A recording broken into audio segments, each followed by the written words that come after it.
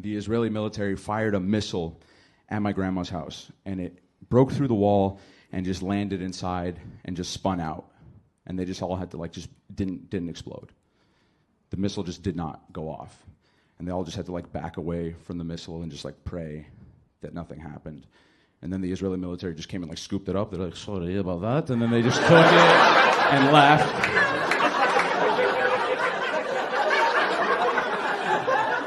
But if that missile went off, I would have never existed. Like, my whole family would have been vapor. I wouldn't be here talking to you guys right now. So I still listen to Kanye sometimes, you know? Like, I feel that's fair.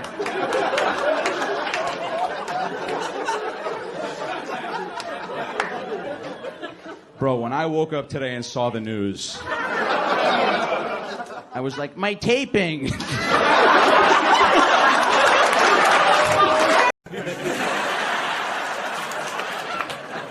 It is.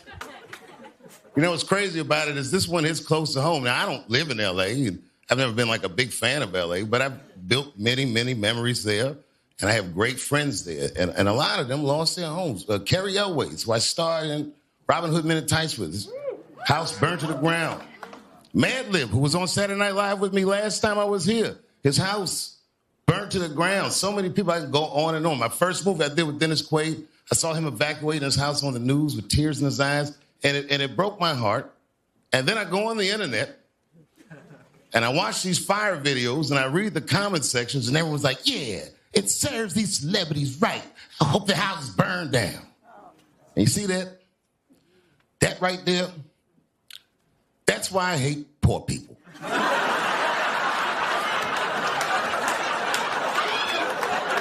Because they can't see past the phone. I go, you know what I'll do? I said, just save the date closest to January 6th.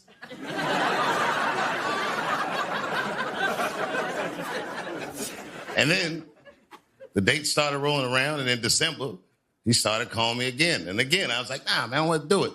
And this goes on for like weeks and weeks. And then finally, you know, I go, you know what? I could just get rid of all these old Trump jokes and start fresh. I said, you know what? I'll do it.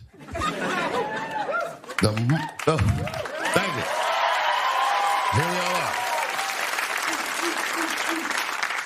The moment I said yes, L.A. burst into flames.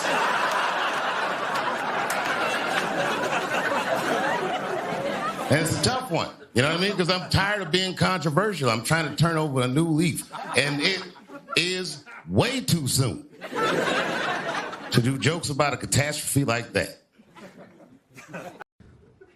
Kanye was the same thing. That was tough for me when Kanye got in trouble. Because I've been a Kanye apologist my whole life. Every time Kanye said something stupid, I was always the guy in the back of the room being like, just wait for the album, bro. Like, you don't get it. He's in the future. You're not an artist. How could you get it? And then he was like, I'm going to go DEFCON 3 on the Jews. And I was like, this better be a good album. This sounds like the past, to be honest with you.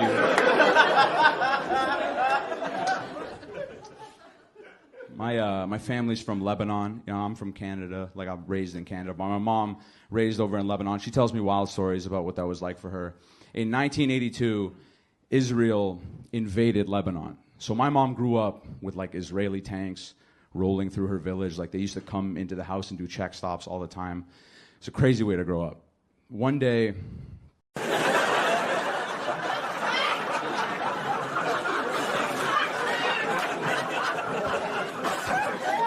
The other day on the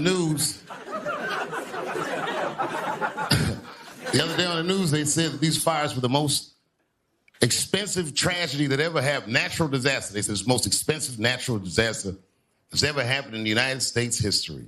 And you want to know why I think that is? Because people in L.A. have nice stuff. I could burn 40,000 acres in Mississippi for like $600 or $700.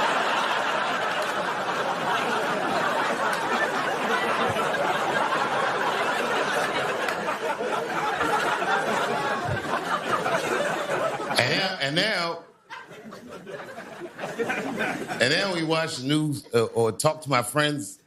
They all have these conspiracy theories of what started these fires. Now, they say it's arsonists. I've heard this theory. And I'm sure there were some arsonists, but there were a lot of elements that came together.